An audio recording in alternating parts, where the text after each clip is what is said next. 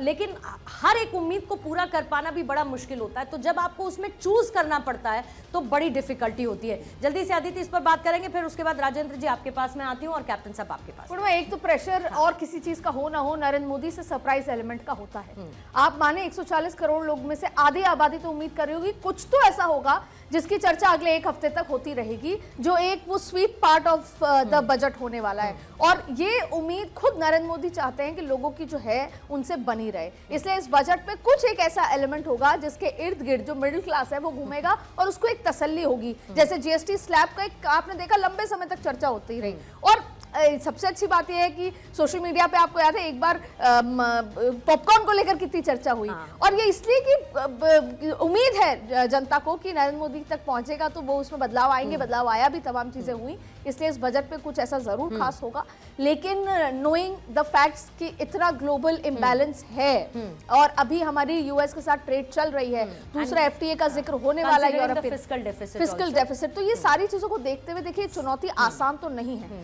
है, raw material prices surge हैं, बिल्कुल तो जाहिर बात है कि इन सबको भी ध्यान में रखना होगा। लेकिन राजेंद्र यादव साहब, क्योंकि किसानों की बात 100% होती है और प्रधानमंत्री ने 4 जातियों में जब भी जिक्र किया तो किसानों का एक जिक्र किया। इस बार सब कह रहे हैं कि किसान सम्मान निधि को बढ़ा दिया जाएगा, लेकिन हमने ये भी देखा कि कृषि मंत्रालय ने दालों के माध्यम से आत्मनिर्भरता की तरफ हम बढ़े, ऑयल सीड्स की तरफ हम बढ़े, गुणवत्ता कृषि की तरफ हम बढ़े, साथ ही हम मॉडर्नाइज्ड एग्रीकल्चर की तरफ भी बढ़ते हुए नजर आ रहे हैं, ट्रेडिशनल को साथ साथ मेंटेन करने के लिए भी। आपकी उम्मीद भारतीय किसान संगठन के अध्यक्ष होने के नाते इस बार के बजट से किसानों को लेकर क्या है? देखिए, मैं भारतीय किसान संगठन के राष्ट्रीय अध्यक्ष होने के नाते एक आम किसान के तहत भी मैं बात करना चाहूँगा।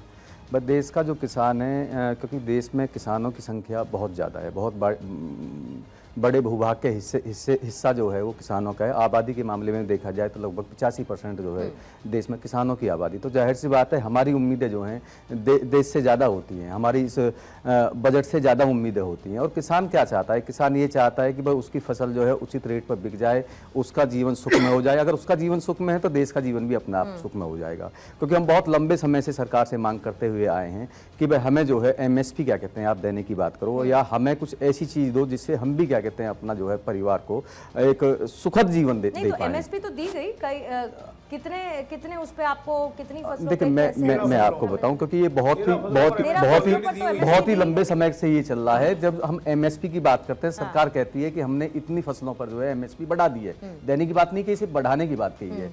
और हम कहते हैं कि जब हमारी लागत बढ़ती है तो उस पर भी बात कर लीजिएगा।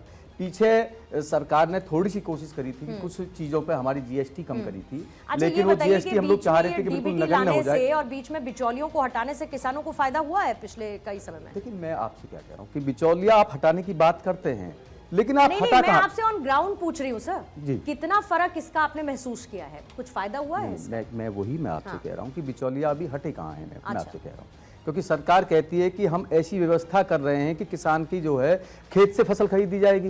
वो व्यवस्था हुई कहाँ पर है? वो व्यवस्था होनी चाहिए ना। मना किया भाई, किसान में जो बिल था उसमें वही था कि आपके पास किसान के पास बायर कॉर्पोरेट वही खड़ा होगा, आपको पसंद नहीं आया।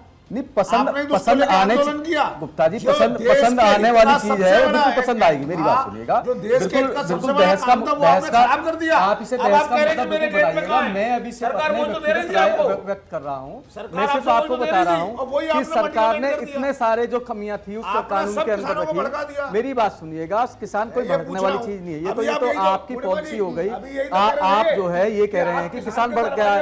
एक तरफ आप कहते हैं किसान बहुत भोला भाला है, अब आपको समझ में नहीं आया कि आप क्या कहना चाह रहे हैं। किसान भोला भाला है या किसान बेचारा क्या कहते हैं?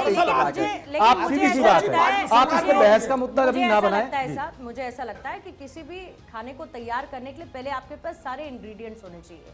उसको पकाने में आपको समय लगता है, जब तक आपकी वो थाली में आता है उसके उस स्वाद को बनाने के लिए उसको पकाने में समय लगता है। बदलाव लगातार हुए हैं, उन बदलावों का ग्राउंड पर 100% इम्पैक्ट देखने के लिए मुझे लगता है समय की जरूरत होती है और हमें बेहतरी की तरफ बढ़ना चाहिए। और थोड़ा आप फायदा लीजिए, थोड़े बाकी सेक्टर्स फायदा लेंगे। अब सब किसानों को ही अगर मिल जाएगा तो बाकी सेक्टर्स के लोग क्या करेंगे? बहरहाल मैं एक छोटे से ब्रेक ले, सर एक छोटे से ब्रेक ले, यहाँ पर रुकना होगा, फिर उसके बाद कैप्टन साहब मैं आपके पास आऊंगी, डिफेंस सेक्टर को लेकर भी बात करेंगे। करेंगे कि क्या उसमें बजट में प्रावधान डिफेंस सेक्टर के लिए, क्योंकि आत्मनिर्भर डिफेंस सेक्टर में तो हम बन ही रहे हैं, उसको लेकर भी करेंगे चर्चा। बहुत ज्यादा समय नहीं है, 9:37 हो चुके हैं और 11 बजे वित्त मंत्री निर्मला सीतारमण पेश करेंगी आज का यूनियन बजट।